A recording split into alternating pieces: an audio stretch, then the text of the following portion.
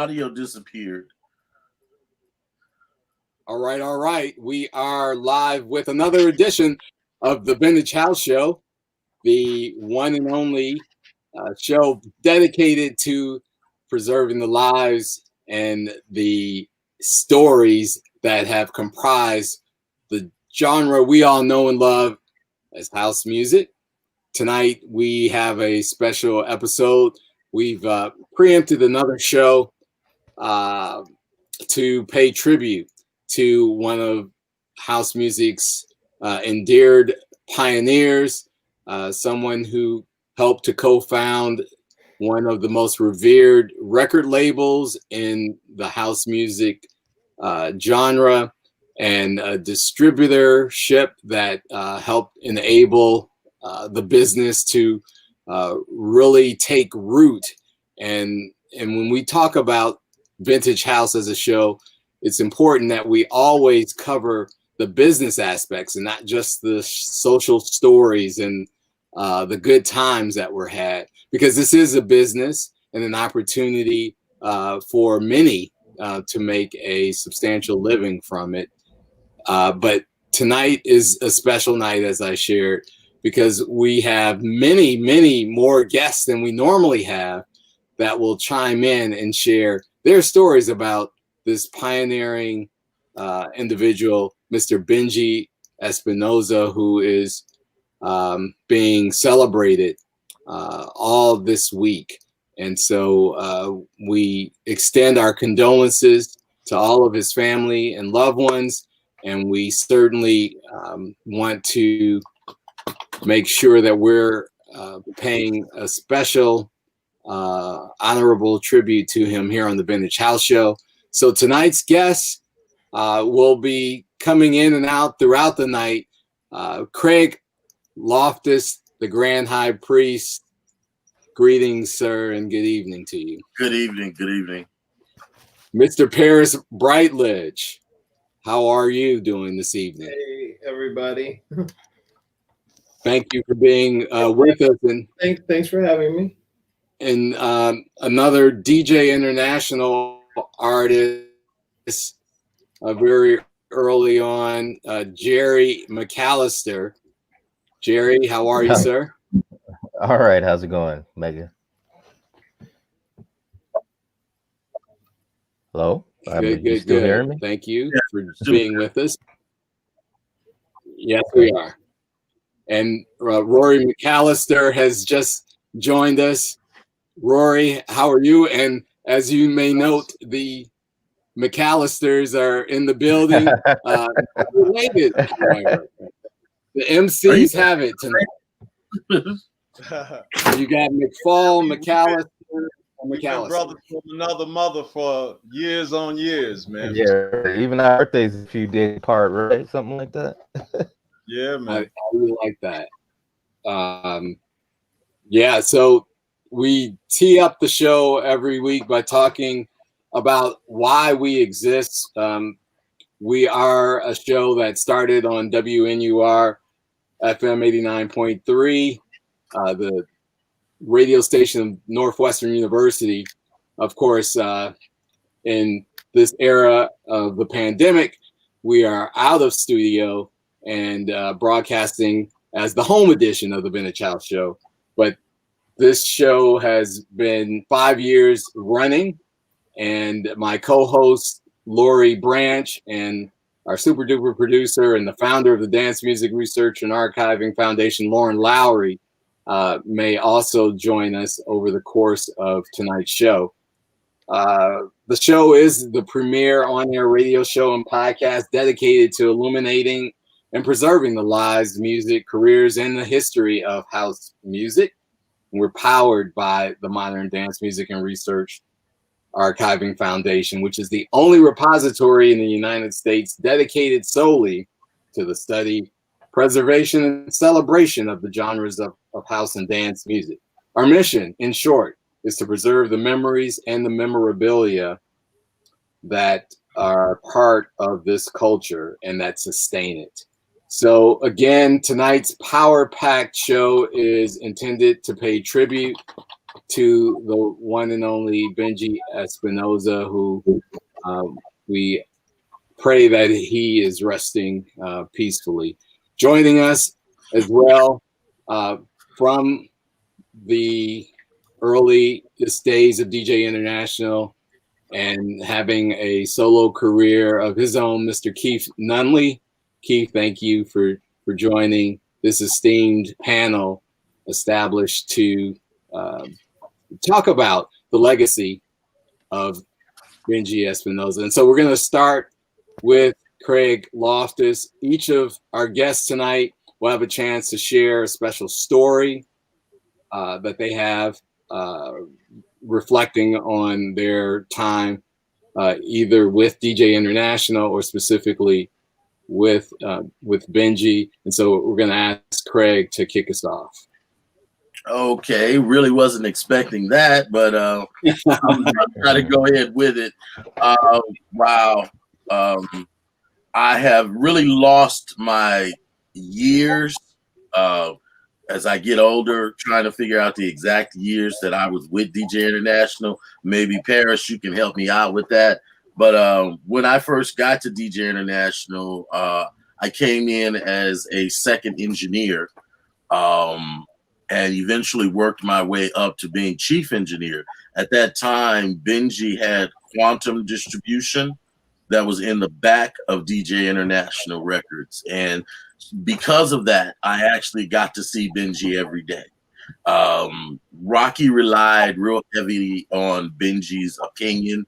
You know, no matter what was going on in either studio, he would always grab Benji and ask Benji, what did he think? And which was a good thing, because Benji's job was that of a distributor.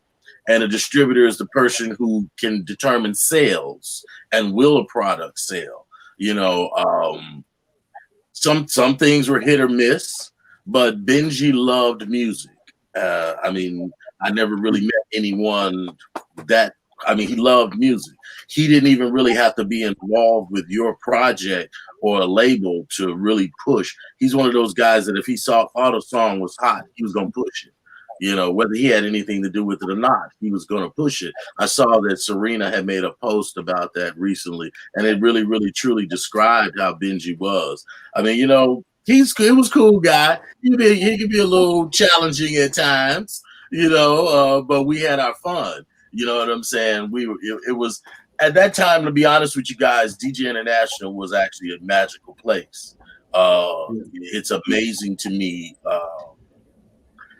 If we look back and you think about it, and if we all really had stuck together, where we would be right now as far as DJ International goes would just be phenomenal. Because at one particular point, I believe Rocky had everybody who had anything to do with the original development of Chicago house music on his label at one time.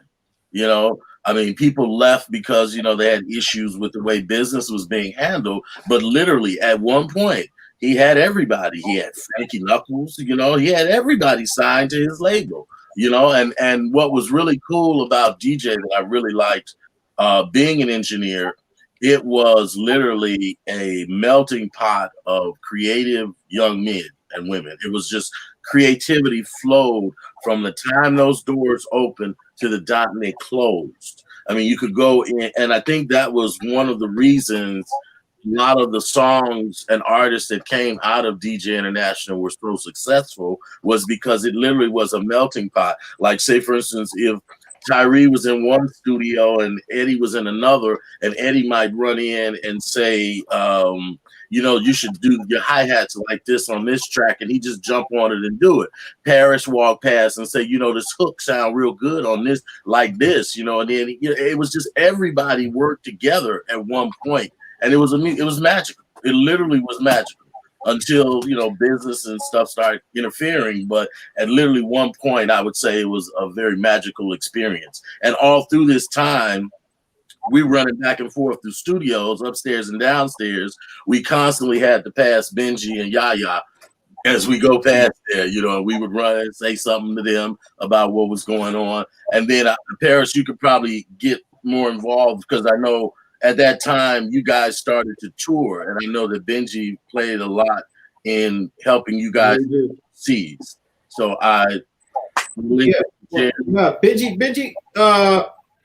was very instrumental in not only promoting the music, but getting the artists out there also. I know that he was very instrumental in getting It's All Right on two of New York's, I think it was Kiss, and what was the other one at the time? It was Kiss FM, and there was another one.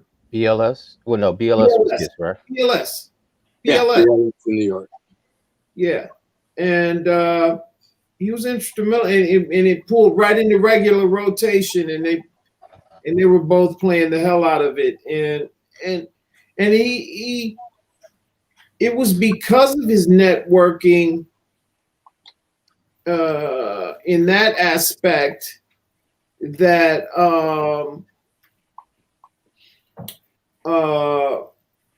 allow the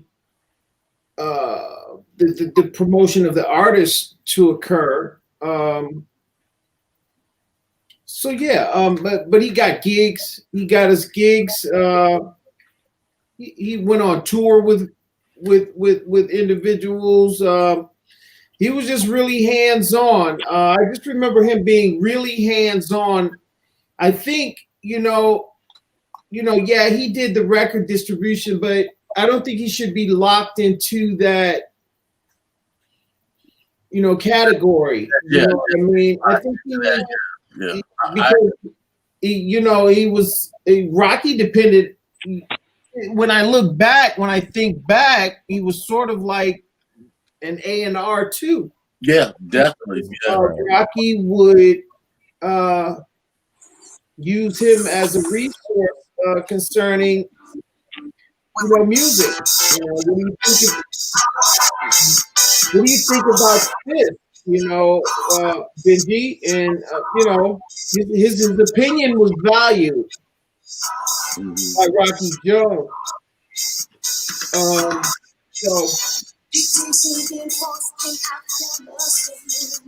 Who's playing music? I don't know who's playing. Yeah, that's playing the track. Who's that? That's your host. I have no idea. Yes, sir. Thank you. This was the track on DJ International with Parents, 1987. Yeah, absolutely. Absolutely. But yeah, I think Benji was very instrumental in every aspect of DJ International.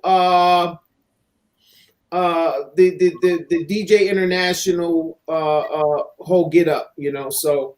Yeah, I definitely agree with you on that. He was actually one of the reasons Rocky hired me.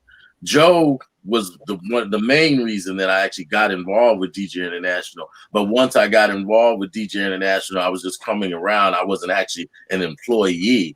Benji told Rocky that, you should really hire him and lock him in because he believed in my ear. That was one of the things that I was, Benji believed in a lot of stuff that I did that a lot of people didn't know. He was a voice, even recently. Benji, about 2 months ago, before he passed, we had a conversation and he was like, Craig, you really need to write a book. I had been toying with the idea, but I don't want a book like everybody else. And he says, you should really tell your stories because you have so much knowledge on both ends of how all this played out. Because he remembers a couple of stories that I used to tell him, about things in my life. And actually, because of his passing, believe it or not, I actually finally started my book. I want you to know you're visible in the.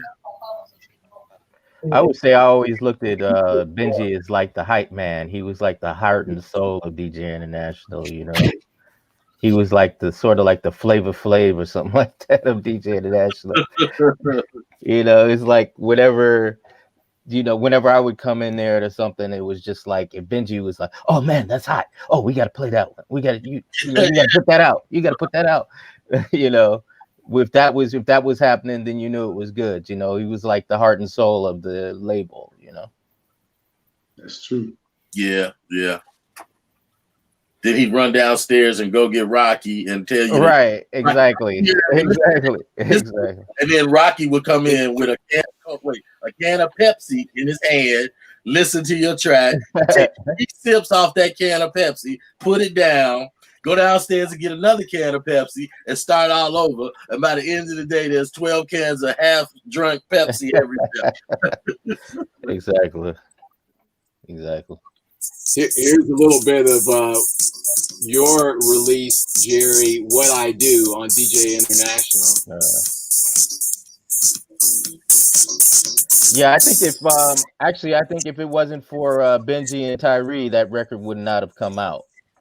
Because I think I had come in and I was playing a bunch of demos for Rocky, a bunch of stuff I had done at home.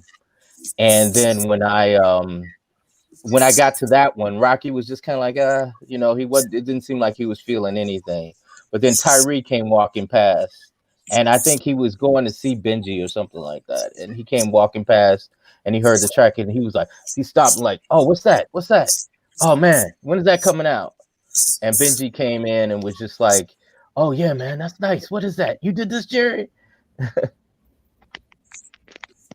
And that's how it would go down there, man. That's how music happened, you know. Right. Hey Jerry, was that the track that I got into the fight over? You remember?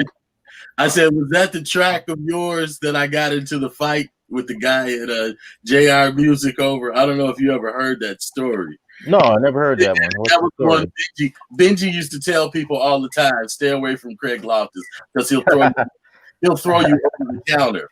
There was this guy I worked with. What was that? JR? Which record store so long ago? Which record store was in Evergreen Plaza?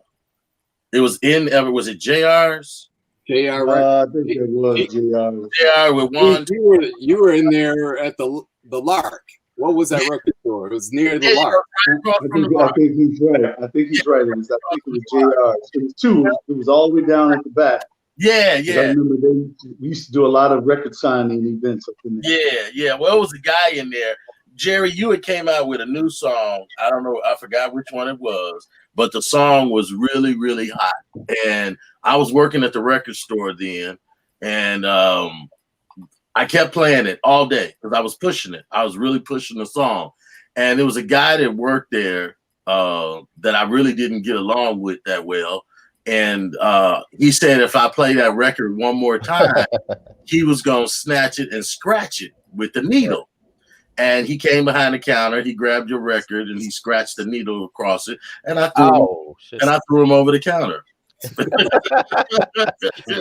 Craig, house music is not a violent genre. Hey, I know, but you know, somebody. I don't know about that. Wait, let me just tell you. Sometimes people get it twisted.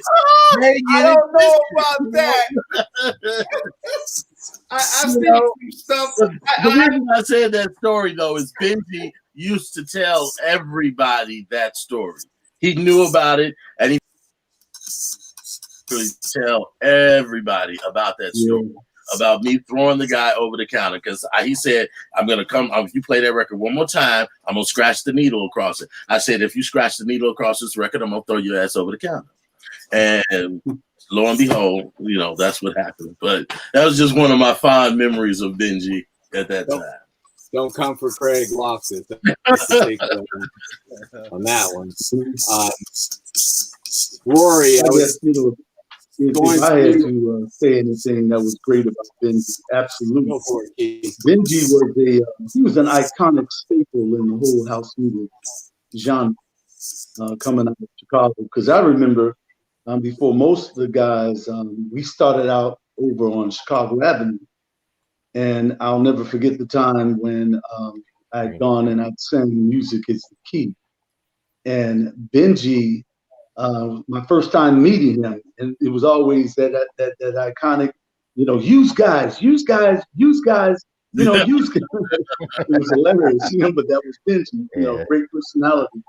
But he pushed that record when it first came out, and I don't think it was maybe 2-3 weeks. The next thing you know, Steve and I ended up on the front cover of Dance Music Report. And just as Craig and as Brother Paris has said, Benji was the one who was booking us a lot of the times in the very beginning days, back when we ended up at Studio 54 and all over New York and New Jersey. All the calls were coming through Benji. So he wasn't just a distributor. In many ways, Benji was very instrumental in the whole construction of our lives. I wouldn't be here today had it not been for Benji and Rocky doing what they're doing. And here, you know, even now, some odd years later, still doing what we love to do and what we enjoy, was because of those iconic people that put in that time, you know, to allow us to have an avenue, man, to express ourselves in music. And Benji was at the helm of it, because he was the one getting the records to all the DJs and, you know, talking to all the promoters and getting us booked. And, you know, just as well as Rocky. I mean, in Paris and I, when we toured overseas, I think, I don't know what year it was, and probably it was late I don't remember when it was, but I remember we went to Europe and toured all over the UK. But 1986 number, huh? That was because of Benji's hard work, man, and his effort that that brought us to where we are today. And if it hadn't been for him, you know, I'm sure we would have made our way, but you had to have someone who was the foundation to really push in a way where you would get all of our records all across the country, man. And that's what that guy, he sold us. He sold us to the hill. And I got much love for him, man. It really, it hurt to see that man today lying, and it was tough. I appreciate that perspective, Keith. And I've been trying to get Rory in here. Now, Roy, you know how it is, man. Everybody got their stories to tell. So, hey, man, I don't mind waiting. You know, we save a little bit of the best for last, man. But hey, all of these brothers on the call, I love them, respect them. You know, I obviously Craig and I, man, we go back to square one, back in the days of Sours and First Impressions and all of the parties, man. Back in the day, back in the punk days, man, pre-house. So that's right. Yeah. So you know that was love for us too, of course, with Keith, man. Remember was RSS y'all too? That crew called Just Us, right? Keith? Yes, sir. Come on, bro. Yeah. Hey, I got it. Before we get off this thing, I got a few of the old pluggers, man. I'm gonna have to put them up so y'all can see them. Believe it or not, I still have the pen. Yeah. Oh, that's Just Us. Hey, Kevin, you were in Just Us, weren't you?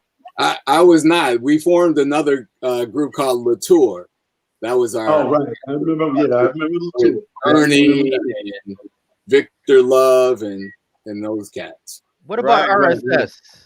Yeah, RSS, was that? I was the founder of RSS, Rare Sounds of Space. Yeah, Howard, right? Yeah. Myself, Howard Williams. We were the two main DJs, and then we brought Michael Benson. And also Dave Risque, they were primarily the promoters. And you guys, the name actually stemmed from us originating Space. Space was basically a social crew that we had started up, you know, tied in with the high schools and the colleges because they were helping us get the word out. And Vince Lawrence was actually responsible for, you know, helping us build that side of things up. I DJ parties up at his school when he was going to Lakeview and, you know, all kinds of stuff back in the day, man. We used to have a blast doing that stuff, but our street teams was pretty much built, you know, from that aspect of it.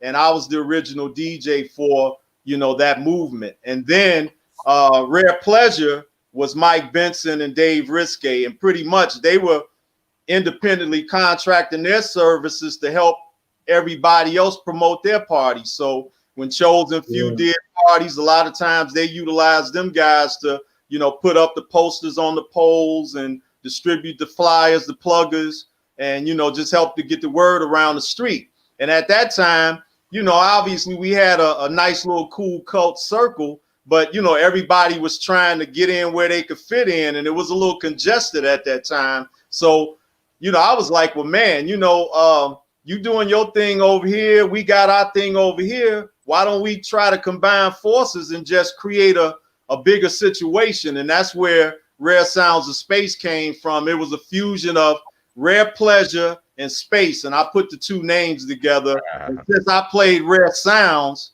primarily, I called it Rare Sounds of Space, aka RSS, and that's where that came from. Hey Rory, weren't you were you ever a member of the Chosen Few? Well, I guess you could call me like the sixth Beatle, because I was always with them cats, obviously. Right. Myself, Wayne, and Jesse. In fact, Jesse lived right across the street from my grandmother on 72nd and King Drive. Man, we pretty much came up as kids before the house, So when all that evolved, and then actually at Kenwood, because a lot of that movement started, at Kenwood as well. If you guys remember Milo Moore was in the Boy Scouts with me, man. And Milo used to do a lot of those big parties with Fox Player Sound. If you remember them, Wall to Wall, and a lot of those guys was doing all the mobile stuff. Well, Milo was my guy. And I went to Hales, man. Of course, Mendel was our rival. Milo used to do a lot of the parties at Hales, and I ended up serving as a roadie for a lot of the parties that they did. And, eventually that's how I got in and got on, but decided to break off independently, man, because I saw that realistically them guys was putting in a lot of work, but at that time wasn't really making a whole lot of money. And, we kind of did it on our own, man. And you remember how many parties we used to promote back in the day, Craig, and used to come out with nice bags at the end of the day, bro. Remember that? Oh, yeah. Yeah. So, that's really what that was about at the end of the day, man. But, getting into this whole situation with Benji, when I relocated, I was actually, enlisted in the Air Force. I left Chicago in '81, man. Actually on Jesse's birthday, what was it, 3 days before It's a War, the Battle of the DJs. That's why I wasn't able to make that particular thing. Howard had filled in, but if you guys remember the plugger, what was it? Vertigo, obviously, Craig. Yeah. It was Lori and John Pierre. Yeah, I remember that. RSS. It was it had Dr. Strange on the front like that. Yeah, man.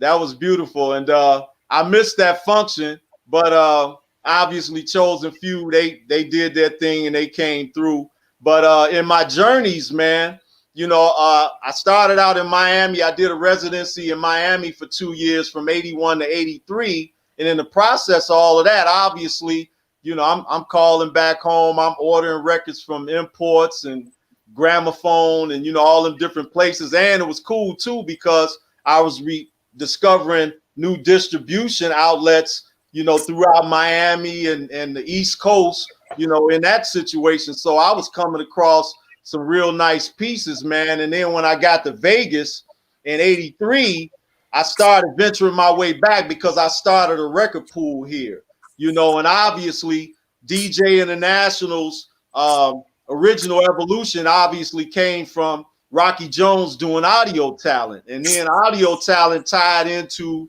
that whole situation with Benji. And we built relationships like that because, of course, I was a contact for them guys on the West Coast and helping them build distribution contacts and markets to get that music out on the West Coast. If you guys remember, Lil Hazel, that was my girl. And yeah. She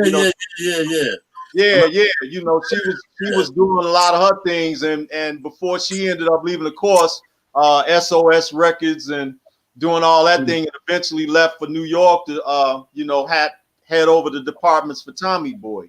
So that's where my relationships came from with Benji, man. And he was just an all around cool brother, man. He was really down to earth and You know, just like Jerry was saying, he was always wired, man. Every time you talk to him, he was always excited. He excited you about things, even if you didn't necessarily believe in it yourself. You put the record on, you might have thought it sucked, man, but you had to put it on 2 or 3 more times just because this dude said it was hot. And eventually you started liking it, you know, just because at some point he had a good ear, and just like you said, man, just as much as him being involved in the promotions and marketing, he was very much so an A&R guy for sure, man. That's hands down. Yeah. You know, one thing that I really appreciate, and I look back at someone's life to see how Benji was so well respected, and his personality and what he did transcended everything. It transcended demographics, race. You know, it was like just the other day, you know, I saw that Frankie Hollywood Rodriguez, Julian Perez, and Tim Schomer did a tribute for him at their big event that they just did on last Saturday. You know, he had connections overseas. A lot of my friends from overseas, when they found out that he had passed, you know, in the industry, they were saddened to hear that. You know, people knew him from the north side, west side, south side, east side. Everybody knew Benji. You know, I can only imagine what his homegoing would have truly been like if we weren't in a covert situation. Oh, absolutely. Yeah, it would have been literally phenomenal. It would have been massive. Yeah. So I've got a more recent Benji story that I'd be remiss if I didn't share. Of course, as one of the co-hosts of the show here, the opportunity to get Benji on to tell his story, right, to talk about his impact on this genre was something that I thought was important for the Vintage House audience. And so it was like pulling teeth. And unfortunately and regretfully, I was not able to convince Benji to appear on the show. He said he would let me know by September 11th of this year if he would change his mind.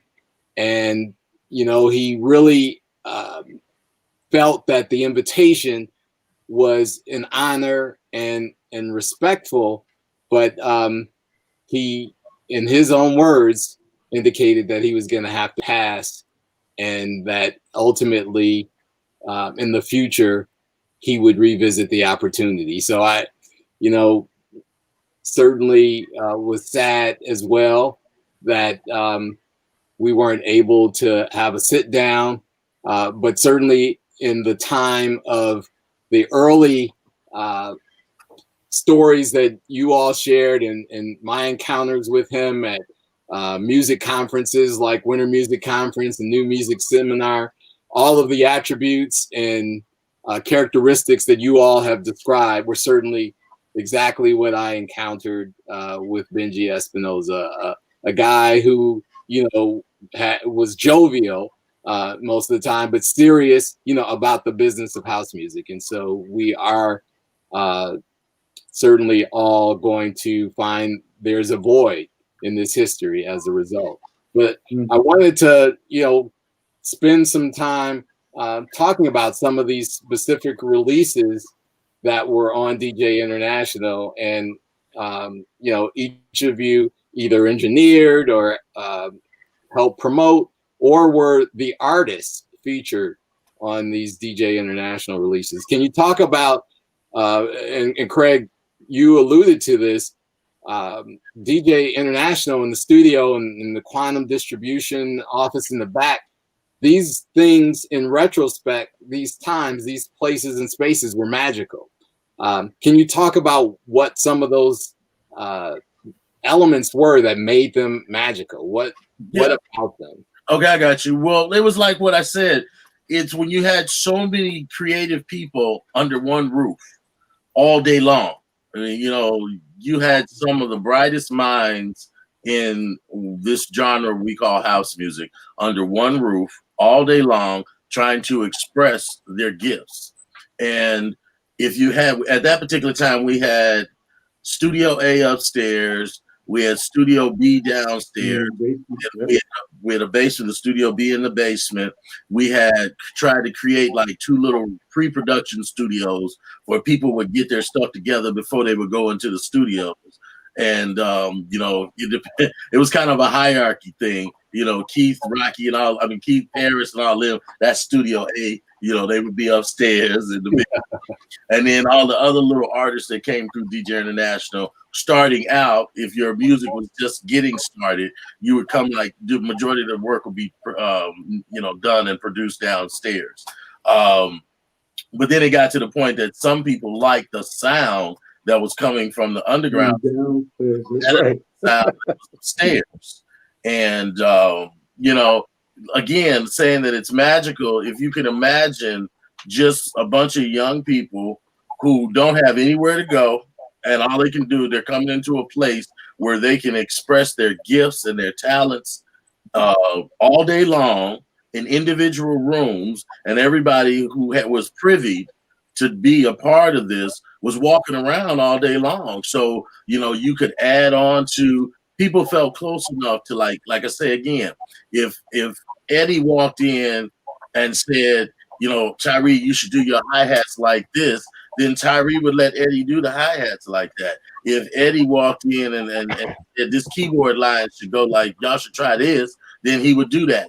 And then on top of it, then everybody who was mixing would get a chance to do a mix. And so now Rocky them had a whole shitload of mixes to pick from on a lot of the tracks that came out.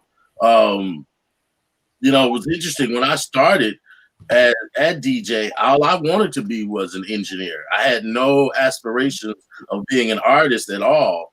And what was happening was that after I would spend all day working with everyone else, Rocky them had a whole shitload of mix. Oh wow, okay, that repeated. Yeah. You know, I would go downstairs and start working on my own music downstairs late at night when wasn't nobody around. And Rocky came in one night and asked me whose tracks were that? Whose track was that I was playing? And I said they were mine, and he really liked them. And thus, that's when the whole Loftus series came out. If y'all remember, it was Loftus 1, 2, 3, and 4. Yeah, but again, like I say, it was a magical time for all of us. You know, especially the ones that were, you know, we didn't really know the industry, like, and didn't understand really how much money was being made, because there was a whole lot of money being made, you know. But just as young African American kids, if somebody told you $1,000, $1,500, you know, you felt like you were doing something, you know, and you were getting paid for your creative skills. And you know, and like I say, it was just a beautiful time. And I remember at one particular point, Rocky had literally everybody in the industry signed to his label, you know. And I used to always sit back and wonder if everybody was treated right and everybody was cool with everything, where that label would be at this point in time, you know, with all those artists. Keith Nunley, what do you think about that? You know, I want to say this. The thing that's unique about everyone that's here is, as Rory was talking about the old days of Just Us and the Cool, and I remember another one, Delta Sigma Rock, was another organization I was in that was started by a group of teens from Kenwood. But what was unique about house music, we started out in the punk out scene. I remember honoring Craig, and Craig was DJing, and we would go to all the parties in the back of his mom's house, and you know, we all were on this scene. Kevin, you remember you when you were DJing, and it's amazing to see how all of the times that we spent together in our youth, how it all transcends to the day that we are doing what we're doing now, and how many DJs went on to be huge in their endeavors. Jerry McAllister and producing, and you know, Paris as a vocalist. But it was interesting because I'll never forget when I first sang my first song, which was Music is a Key. I came from bands. I was in a lot of bands, just like Byron Stingley. Daryl Pandy and I, we were rivals coming up in high school because we were always in all the Mendel talent shows. So we all knew each other, even Kevin Urban. And I'll never forget when I sang Music is a Key, the band that I was in said it was garbage. oh, that's garbage. That's not real music. And, you know, they really dogged it, put it down. And who knew, you know, that music is the key would end up doing what it did. And then, of course, later on, I went with Shadows and everything else, and, you know, ended up with Warner Brothers. And, you know, but the thing was, I'll never forget how even Kevin Irving, God rest his soul, Kevin and I lived in the same neighborhood. And there was a lot of singers that came from the neighborhood that I was in, ended up on DJ International. And I'll never forget, he even laughed about it. And Kevin was a singing brother. That brother had skills. And then one day he came to my house after he saw what was happening with Jamie Principles at the time, because Music is the Key at the time also was Jamie's Waiting on My Angel. And all those records began to blast off. And then you start seeing other groups starting to come up. And he came to the house and said, Keith, man, will you please take me down to DJ? And I said, yeah, man, let's go. Jumped in the ride and brought him down there. And so goes the story. You know, Kevin ended up being another vocal icon that was a part of DJ National. Look what happened to him. He ended up with Club Nouveau and so on and so forth. But it's just amazing how God blessed us to be in the music in the way that we were, because we were all lovers of the music, being dancers and just going to these parties and all of that, how it transcends to what it is today. And then all those people who were the architects behind the music that we so love to hear, and then later on began to develop it on our own, you know, and it's a wonderful thing, and I wouldn't have it any other way. And to be here talking about this brother Benji, man, it's an emotional thing, because as I said, as you said, Rory, when it was Audio Talent, that's when I started out with Steve Hurley. Right. Over on Chicago Avenue, you know, and then we moved to Randolph, and that's when everybody started coming. And man, this guy, man, was a workaholic. But everything that everyone said is true to the case, true to the fact. He was always jovial, always happy, man. The guy would push you. There hasn't been not one time through my vocalist career, Benji has always mentioned me, always wrote something about me, always was in an interview, and he always mentioned me. And I've got a lot of love and gratitude for him for that, because he never forgot those that were a part of this whole musical thing that we did, man. That, like Craig said, it was magical, man. It was like nothing. If you weren't part of that back during that day, you really wouldn't understand, because it was magic. Keith, Paris what was another vocalist on DJ International. I'm curious to hear you know, his perspective. The record we played a bit in the background, It's All Right, along with Sterling Boyd. What was your post time on DJ International like? You know, in terms of how that record continued to proliferate as one of the other house classics. Oh, yeah, you know, again, I think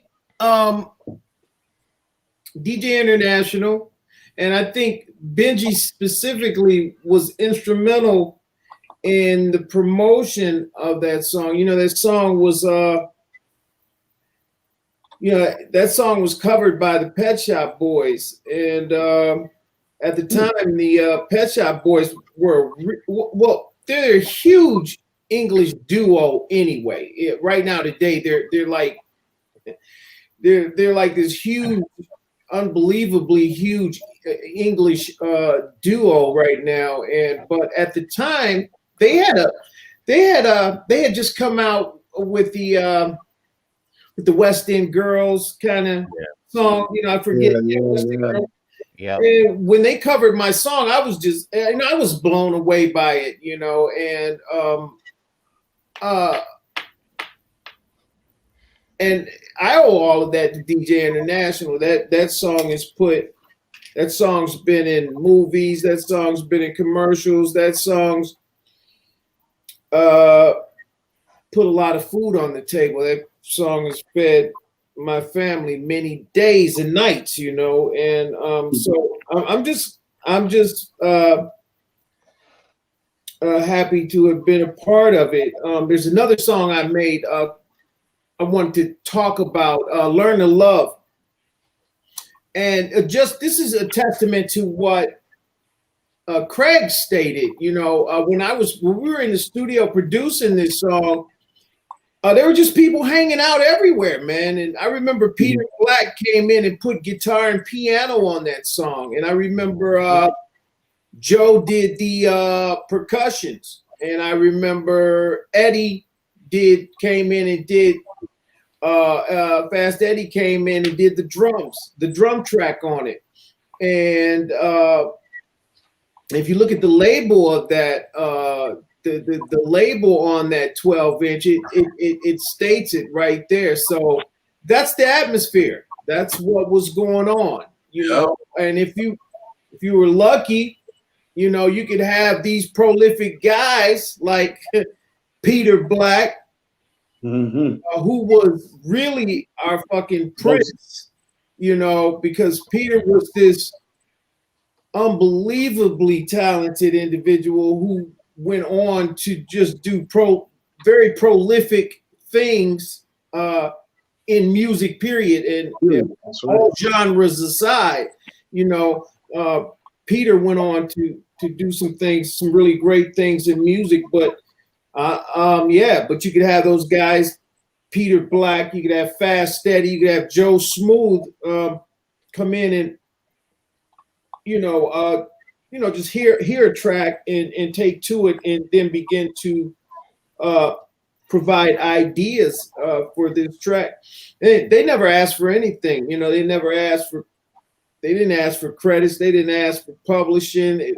It was just, you know, it was just for the love of music and what we were doing at the time. Hell, we all knew we were doing something special at the time because of the songs, our songs, you know, being on the radio. You know, we all felt it was a magical time for everybody. There was a kinship, there was a respect for mutual respect amongst the artists, and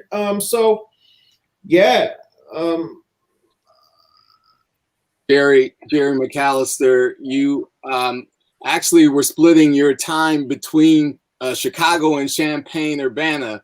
Yeah, I don't have as many stories to tell, to be honest, because most of the time I was in Champaign with you, actually.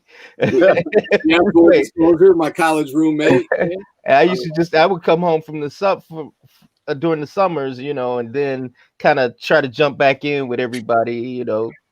But it's funny you mentioned Pete, who passed away a couple years ago. He played on almost everything that I had. Man, you know, even Night Riders, Let the Music Use You. He was on that. It was all over the place in DJ International. Played on everybody's stuff.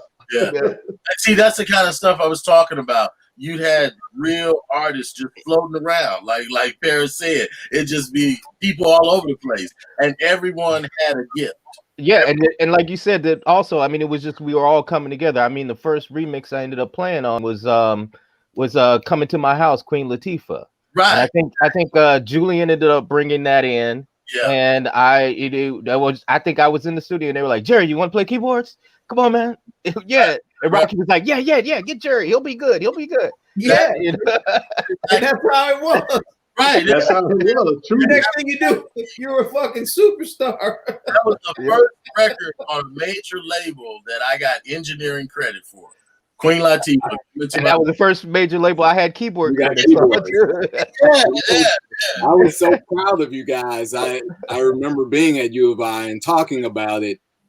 We had a DJ crew there called BMG, right? And the crew was about 5 or 6 DJs deep, and we took great pride in our connection to all of you because, you know, we either went to high school with you, hung out, and we were perpetuating house music in this small central Illinois town, and we brought real credibility because, we knew the guys that.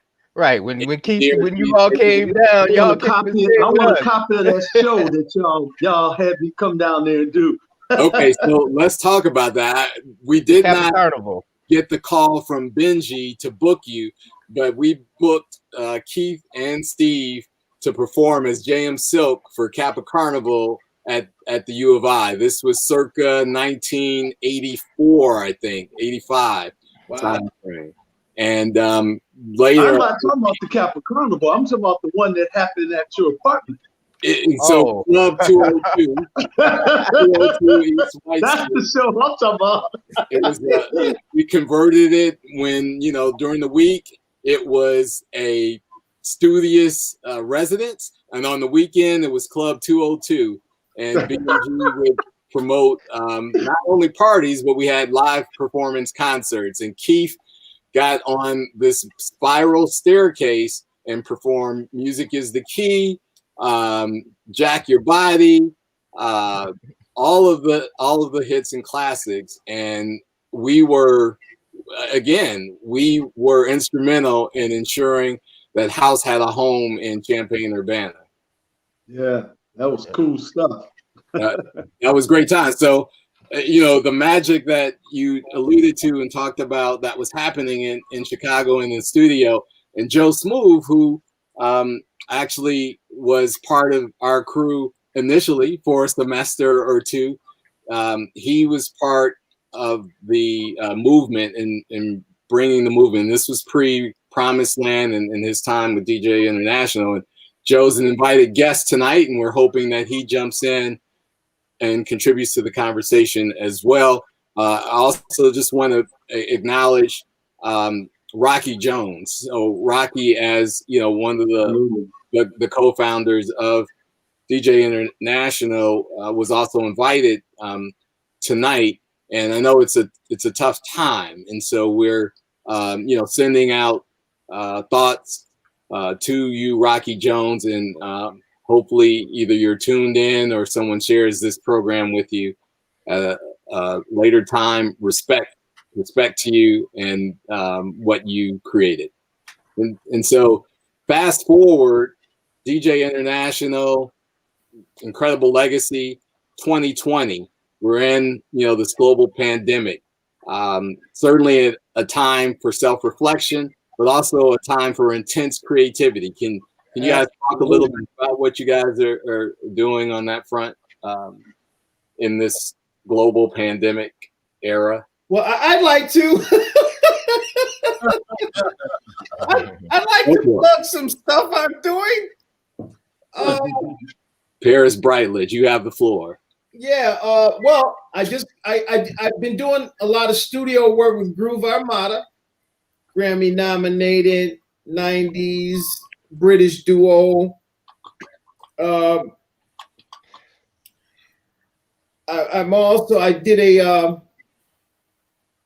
did a publishing deal with Ultra Records. I heard about that. Yeah, absolutely. So I was surprised that they'd have me.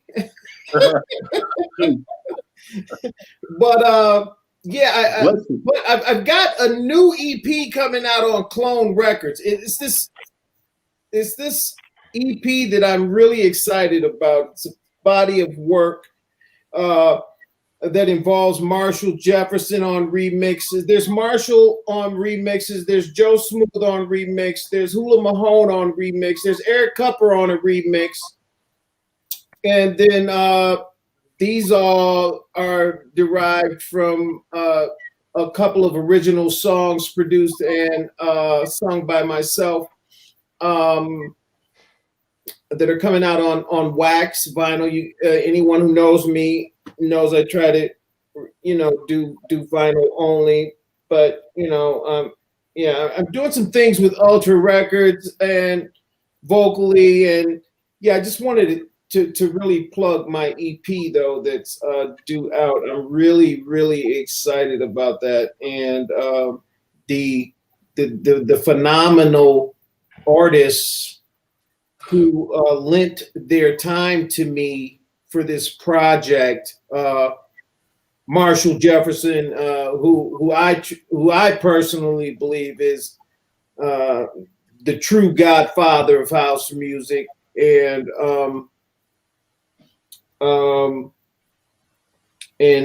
Joe Smooth.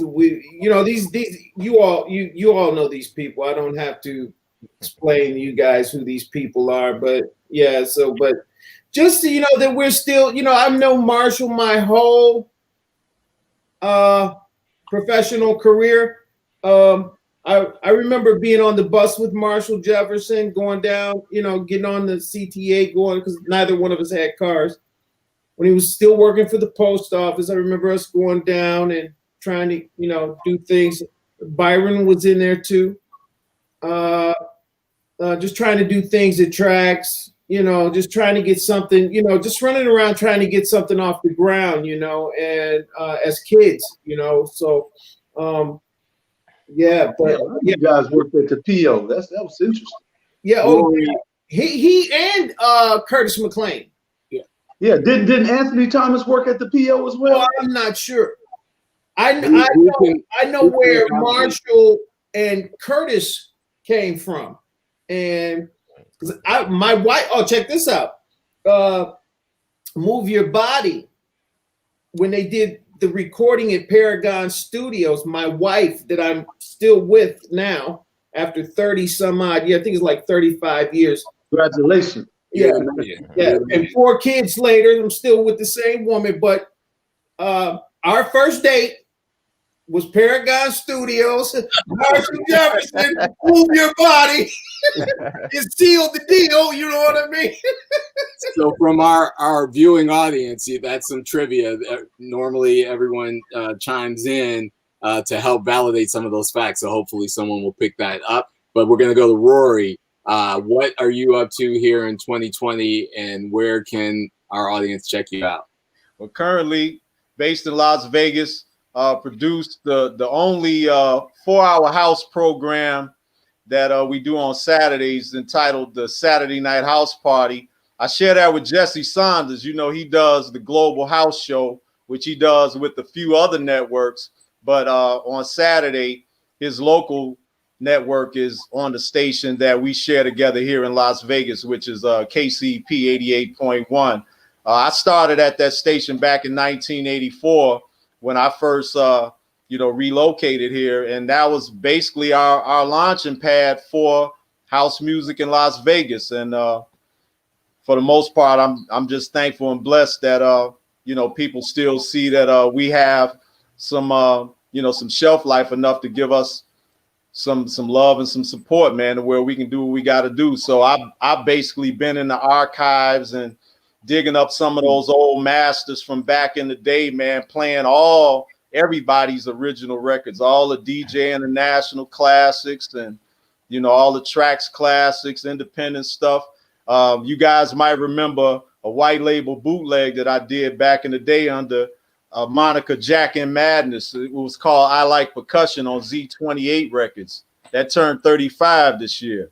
So for the most part, man, just getting some things together, actually rebuilding my production studio. I got a gang of vintage gear from Juno 106s to Lynn drums, 909s, and all that, man. And want to put all that together and revamp all the stuff.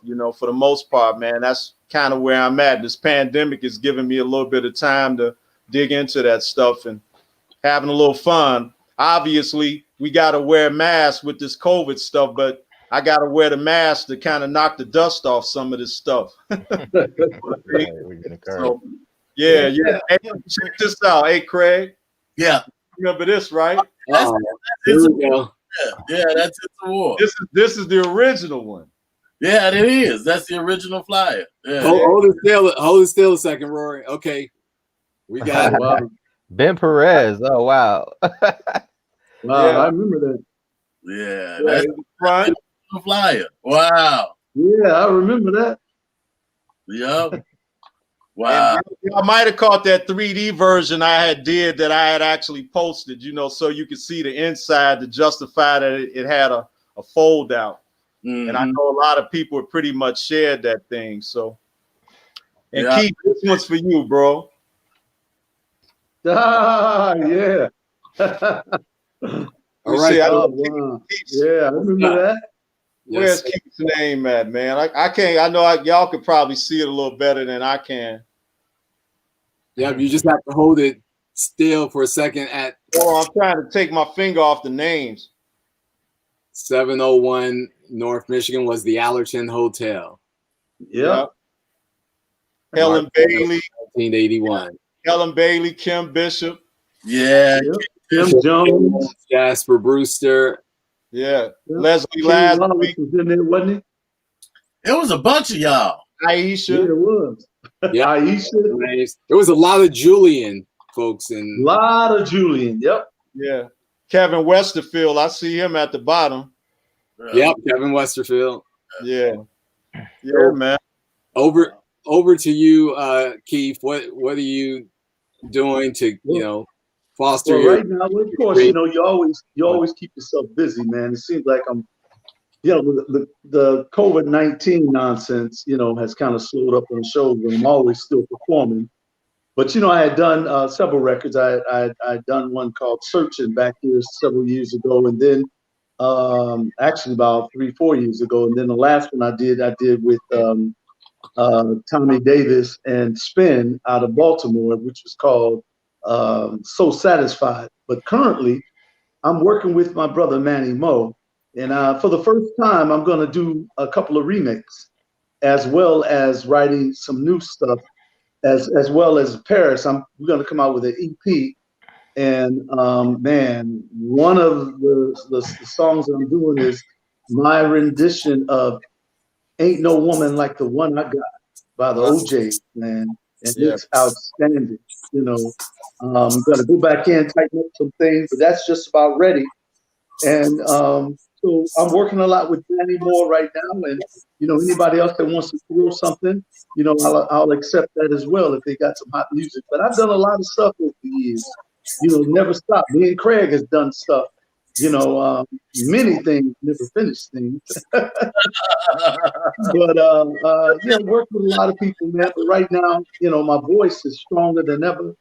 It seemed like the older I got, the stronger my voice got.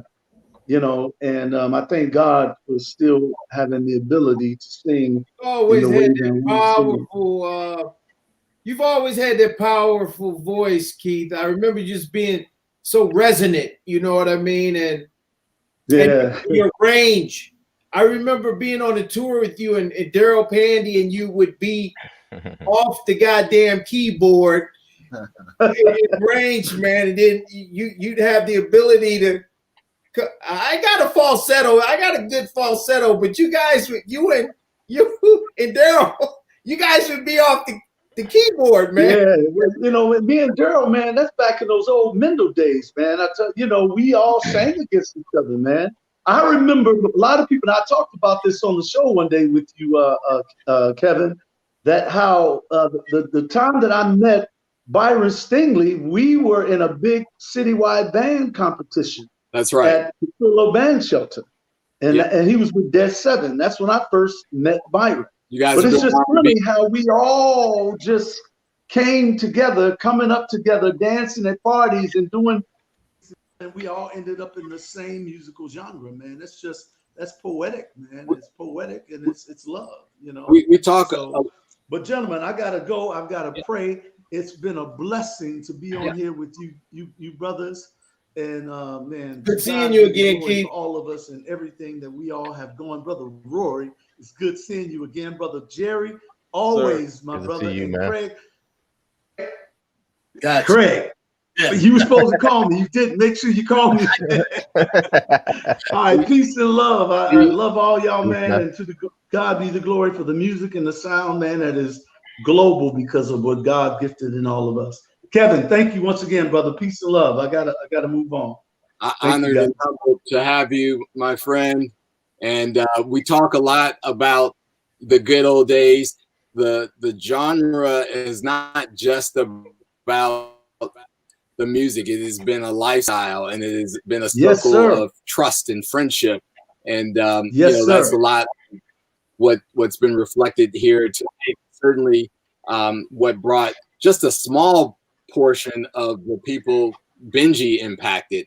I wanted to ask Jerry to share what for him has been happening from a creative standpoint. What can we expect for you in 2020? And how can people connect with you if they'd like to partner? Well, you know, for most of the early 2000, I was working on my group, Mr. Ali, and we played Millennium Park last year, which was really cool. But we've got some stuff coming out, like stuff that we had not released before, that we're going to put out next year on vinyl and digital also. But speaking of what Paris was talking about with the Ultra deal, there seems to be a lot of interest in what we had done in the past. It's kind of like it's coming around again. It's sort of like the patterns that always happen in any genre of music. If you look at, you know, rock and roll, blues, jazz, or whatever, you see that artists sometimes there's a resurgence in the stuff that they did. And I think that right now it is kind of ripe. You know, I think even the reason why Ultra came after Marshall and Paris and other is because there is that interest. And so this whole COVID shutdown thing has actually pushed me to do something that I have made meaning to do, which is digitizing a lot of a lot of my old analog tapes and stuff. And I kept been coming across a lot of old material that was not out before, and that was one of the things that they were interested in. Was like groups like people like Ultra and some of the other companies out there. They're actually interested in hearing the old stuff that sounds like the stuff we did back in the day. You know, asking questions like, "Do you still have your old masters?" and stuff like that. So I've come across a lot of old stuff on tape that I'm now trying to digitize and gonna put out there. I'm thinking right now about doing it under the name that Night Riders, which is the project did with Frankie and Craig, because most of it fits in with that kind of genre, with the electronic side of the house music, whereas Mr. Ali is more of the live music side of it. Hopefully, I'll be coming out with something with that sometime next year, next summer. I might have at least a couple singles and EP out. Trying to look for to do a whole album, maybe 2. Good. Looking forward to it. Oh, you'll be working on it. Don't worry.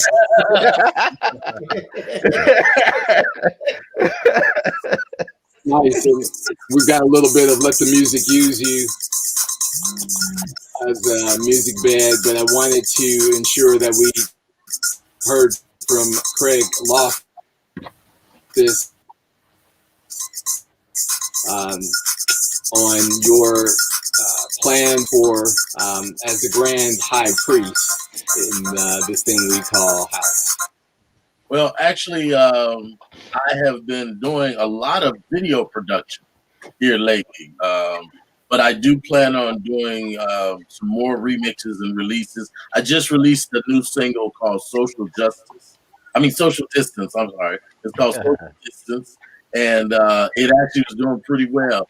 And it was one of the first songs that I ever did with full video. It has a full video and everything that goes to it. You can actually find it on TrackSource, and you can also find it on my Bandcamp page, which is Grand High Priest at bandcamp.com. That's Grand High Priest, bandcamp.com. And I just finished the remix of Anita Baker, whatever it's called Whatever. That's what we called it, with Steve Crawford.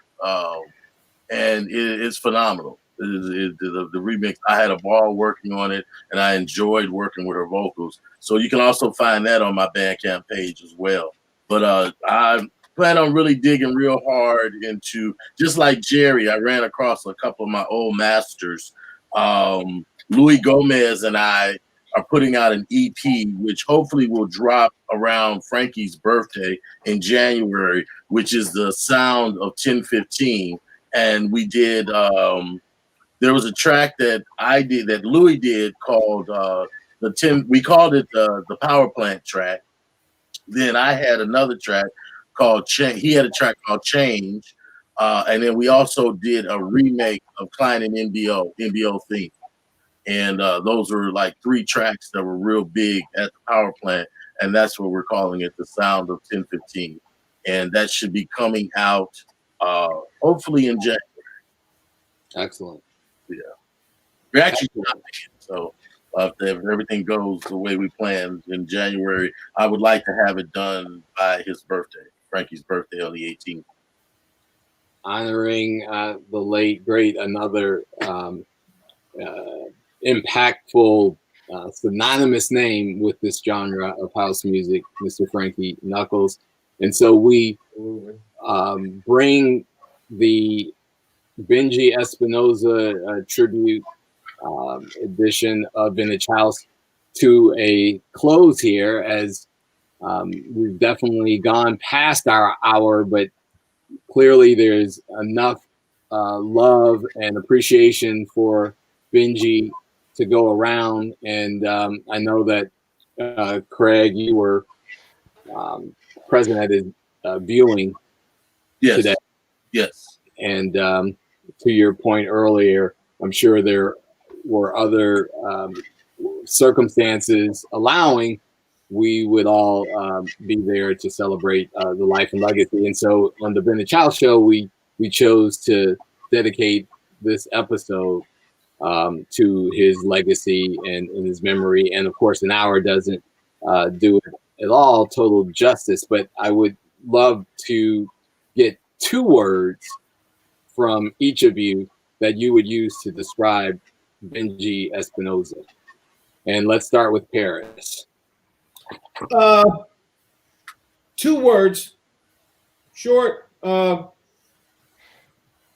House. Well, I'll make it 3. House music historian and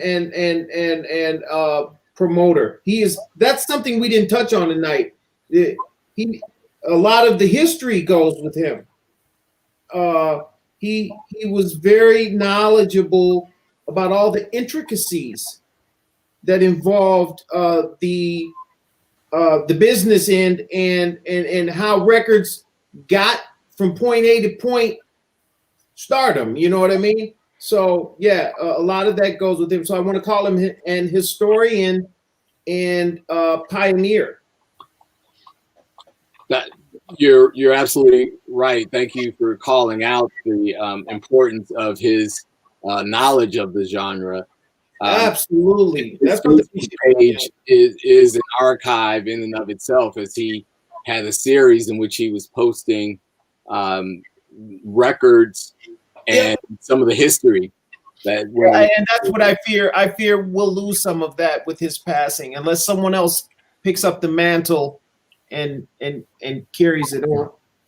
Well, it's certainly core to the mission of the Modern Dance Music Research and Archiving Foundation that powers this show, and so we always are asking all of our guests to share your memorabilia and archives. And Rory, you've got some gems over there. We can digitize those and get it right back to you. I already got them digitized. So I'll send you a zip. Perfect. Thank you. We look forward to that. And so your 2 words, Rory, for Benji Espinoza. Trailblazer and just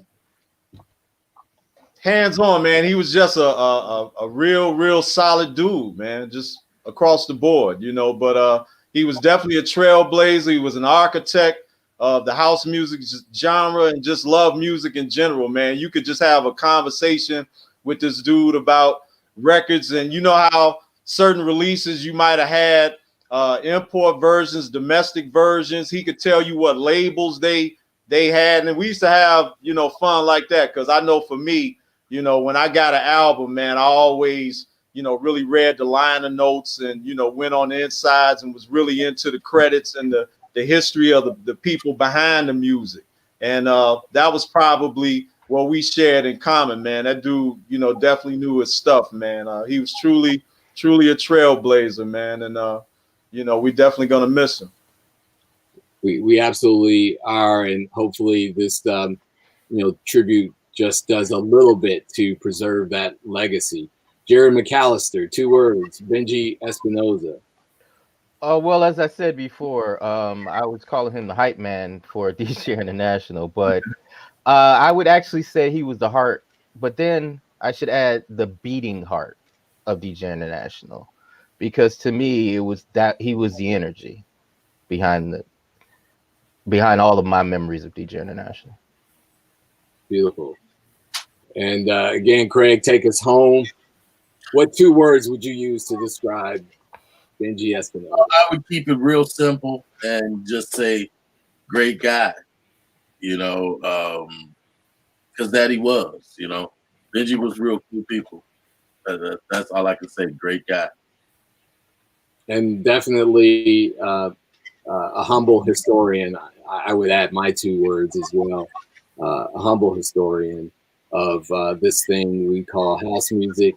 And I'm so appreciative that, you know, in the time of sorrow, that you guys leaned in to, you know, share fond memories and stories of Benji. And we did have a comment from one of our viewers tonight, Linda Garza Rodriguez, who said that she is working to archive Benji's post. So we'll connect with Linda and ensure that, you know, there are opportunities to help archive those as well within the Dance Music Research and Archiving Foundation. We're here every Wednesday night at 9 p.m. on the Vintage House on WNUR 89.3 FM Facebook page. We also stream to the DJchannel.com on YouTube. And of course, my co-host, Lori Branch, and our producer, Lauren Lowry. They are here in spirit tonight, and of course have sent their condolences on the passing of Benji Espinoza. Please check us out every Wednesday. Thank you all again. Thank you, Paris. Thank you, Jerry. Thank you, Rory. Respect and appreciation, Craig, Keith Nunley. Joe, we know you're out there traveling, grinding. We'll have you back and you can share some words in the future. And to all, a good night and love, house, and respect. Stay safe. All right. And again, appreciate it. Goodbye, everybody. Bye. Goodbye. Thanks for tuning in.